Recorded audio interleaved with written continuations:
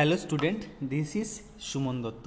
তো আজকে প্রেজেন্ট হলাম নতুন একটা ভিডিও নিয়ে। দেখো, তোমরা প্রশ্ন দেখলে বুঝতে পারছো, যারা যারা ক্লাস 11-এ পড়ছো তোমাদের জন্য নিয়ে আসলাম 2023-এর অ্যানুয়াল এক্সামের কোশ্চেনটা। তো আমি আজকে এখানে কোশ্চেনটা কেন তোমার সাথে ডিসকাস করব, এই কোশ্চেনের পরে সম্ভবত তোমরা আজকে রাত্রেই এই ইংলিশের উপর একটা সাজেশন পেয়ে যাবে। ঠিক আছে, মোটামুটি লেখা শেষ। তো সম্পূর্ণ হয়ে গেলে আজকে পাবে, না হলে কালকে নিশ্চয়ই পেয়ে যাবে। তো এই কোশ্চেনটা দেওয়ার একটা উদ্দেশ্য যে এই কোশ্চেনের মধ্যে তোমরা বুঝতে পারবে যে কি কি তোমাদের পরীক্ষার মধ্যে আসতে পারে। আর এই কোশ্চেন কিসের? 2023-এর। ঠিক আছে, আর তোমরা পরীক্ষা দিচ্ছ কবে? 2025-এ। তো এই কোশ্চেন থেকে কিন্তু ধরে নাও 10% আসার সম্ভাবনা আছে। ঠিক আছে, তাই তোমাদের সাথে এটা শেয়ার করছি। তো আশা করব ভিডিও যদি ভালো লাগে থাকে অবশ্যই শেয়ার করবে। তো প্রথমে তো স্বাভাবিক একটা ইনস্ট্রাকশন থাকে, তোমাদের দেখতে হবে, কোনো প্রয়োজন নেই, সবাই জানো। তারপর কী থাকবে? পেসিস থাকবে। এই যে আমাদের যে পেসিসটা, এই যে পেসিসটা এখানে দেওয়া আছে, এই পেসিসটা আমি এখানে ডিসকাস করব না। আমি বলবো যদি এই কোশ্চেনটা তোমাদের প্রয়োজন হয় আমাকে কমেন্ট বক্সে কমেন্ট করো, ঠিক আছে, বা হোয়াটসঅ্যাপে নক করো, আমি তোমাদের কোশ্চেনটার পিডিএফ দিয়ে দেবো, তোমরা বাড়িতে বসে বসে এটা সলভ করবে। ওকে, তো এই হলো কোশ্চেন। ভিডিও কিন্তু খুব অল্প সময় থাকবে, কোনো সমস্যা নেই, জাস্ট তোমাদের দেখানোর জন্য। ঠিক আছে, এই পেসিসের কোশ্চেন এটা, সেকেন্ড পেসিস এটা, ঠিক আছে, সেকেন্ড পেসিসের কোশ্চেন এটা। টোটাল প্রথম পেসিসে কত আছে? 10 নাম্বার। সেকেন্ডে কত নাম্বার আছে? 8 নাম্বার। তো চেষ্টা করবে যে দুইটা পেসিস করানোর জন্য, মানে নিজের থেকে করার জন্য। যদি এখান থেকে একটা পেসিস চলে আসে তো তোমাদের কত ভালো, 18 নাম্বার। তারপর এখানে কি আছে? 18 নাম্বার। তারপরে আরেকটা পেসিস 8 নাম্বারের, তাহলে 18 আর 8 কত? 18 8 কত হলো? 26। এই 26 নাম্বার তোমরা পেসিস থেকে পাবে। এই 26 নাম্বার থেকে যদি তোমরা কোনোরকমভাবে 20 অ্যাচিভ করতে পারো, ভাই আর কি লাগে ভাই?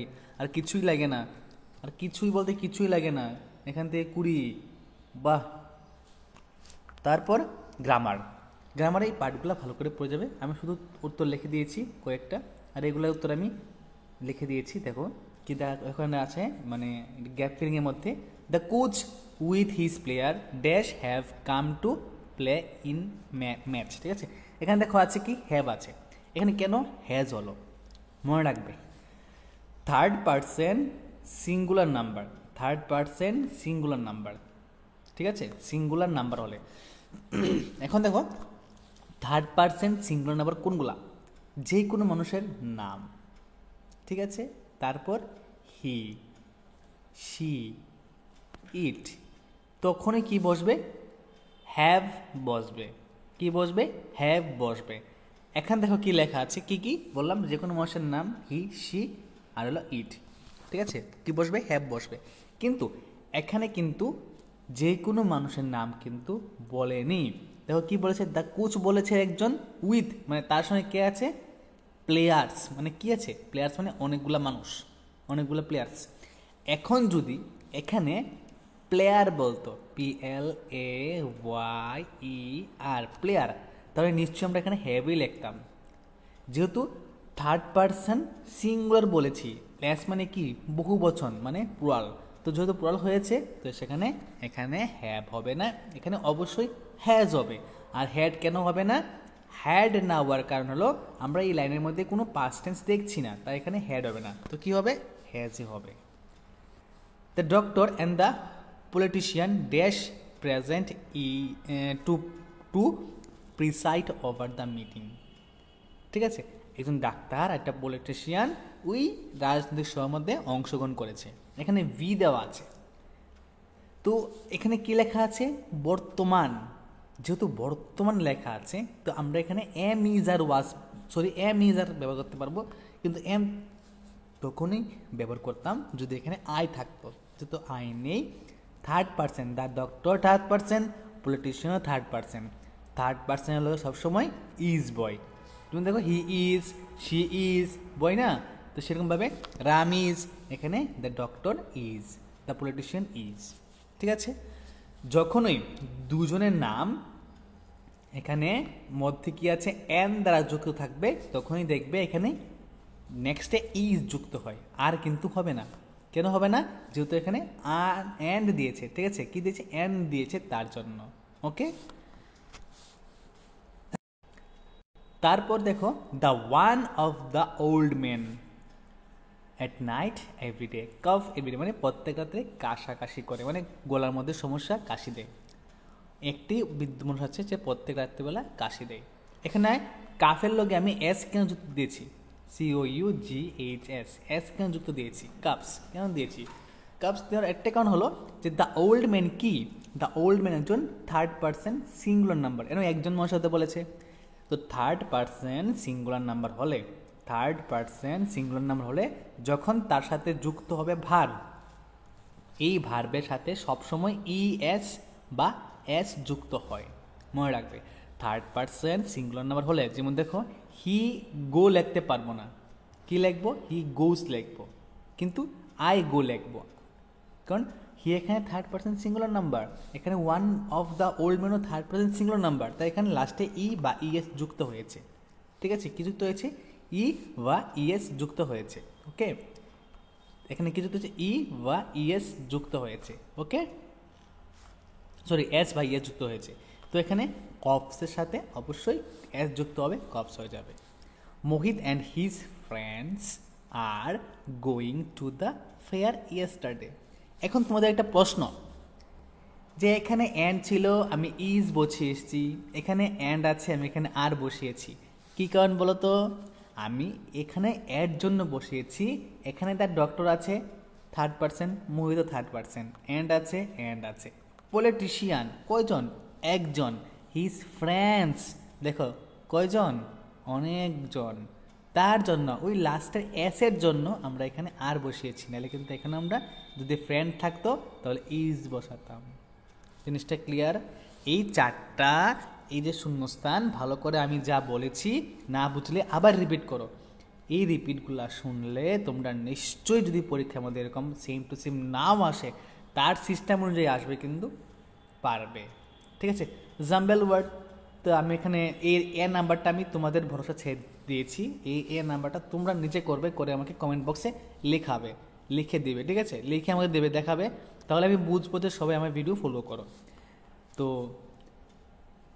তারপর এখানে কি হবে? শি, তারপর কি হবে বলো? ওন দ্য লাস্ট কম্পিটিশন হবে, লাস্ট উইক কম্পিটিশন। ঠিক আছে, জিনিসটা বোঝা গেছে? তাহলে দেখো, I like, sorry, I would like to ask you a question. He seemed a nice man. শেষ। তো শুধুমাত্র এ নাম্বারটা তোমরা আমাকে কমেন্ট বক্সে দেবে। ঠিক আছে, তারপর দেখো এখানে কি লেখা আছে, এই যে পোস্টার, সরি, অ্যাডভার্টাইজমেন্টটা, এই অ্যাডভার্টাইজমেন্টের মধ্যে তোমরা কি দেখবে? কি লেখা আছে? Buy a flat. ঠিক আছে, কি লেখা আছে? Buy a flat.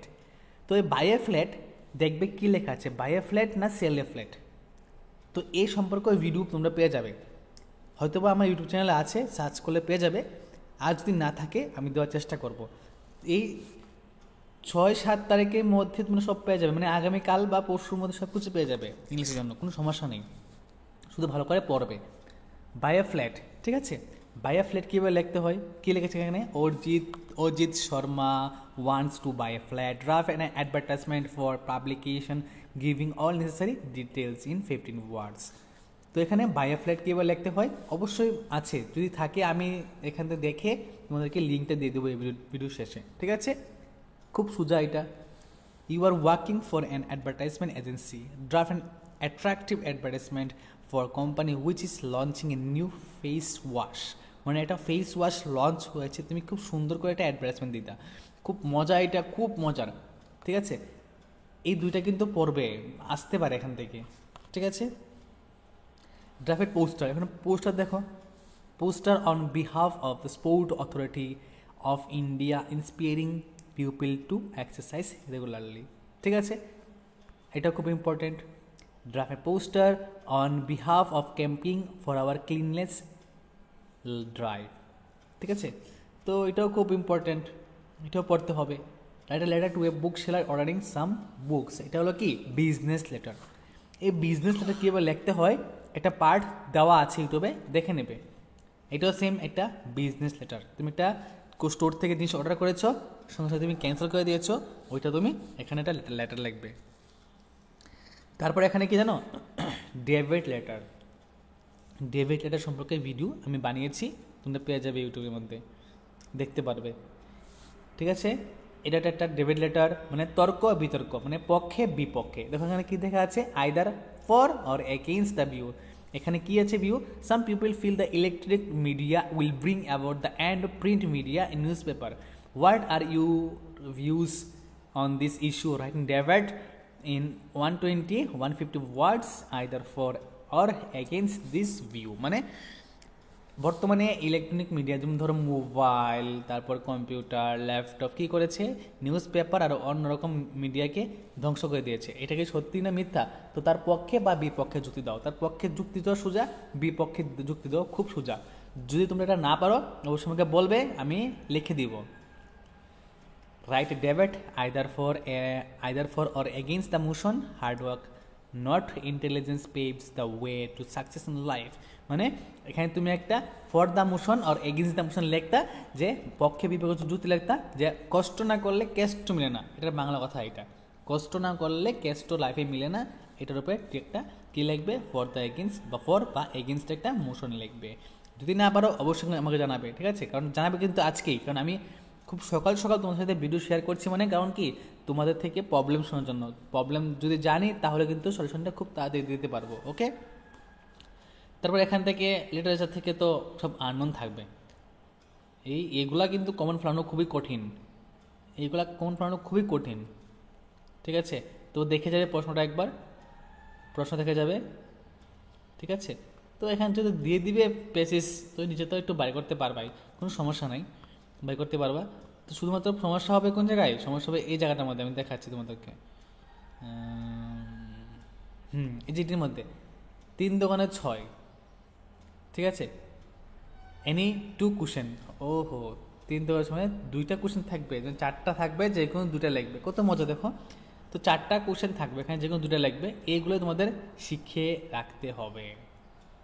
ঠিক আছে, ওকে। এবার এখানে একটা থাকবে 3:1, মানে 2টা থাকবে প্রশ্ন, যে কোনো একটা লিখতে হবে।